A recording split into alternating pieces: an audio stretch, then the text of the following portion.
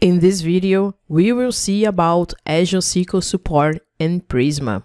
Developers working with relational databases face an ongoing challenge. How do you ensure that your application code aligns with your database schema throughout the development cycle? This is particularly challenging when you are iteratively involved in both the application and database schema to deliver new features and bug fixes. Data modeling, schema migrations, and writing database queries are common tasks application developers deal with every day. The Prisma team found that the Node.Js ecosystem, while becoming increasingly popular to build database backend applications, does it not provide modern tools for application developers to deal with these tasks. Even though there are many existing ORMs, developers still face the challenges of confidently deploying code changes that interact with the database, especially without tooling to statically verify code changes and database schema changes in tandem. So, because of this, in September 2021, Prisma team, together with the Azure SQL product team, made available the general available version to support the use of Prisma in Azure SQL. Prisma is a next-generation ORM from Node.js and TypeScript that eliminates many of these problems and makes you more confident when building data-intensive backends. It can be used as an alternative to traditional ORMs and SQL query builders to read and write data to your database. That's why in this course, we will be creating our backend application using Node.js, Azure Functions, Azure SQL, and Prisma.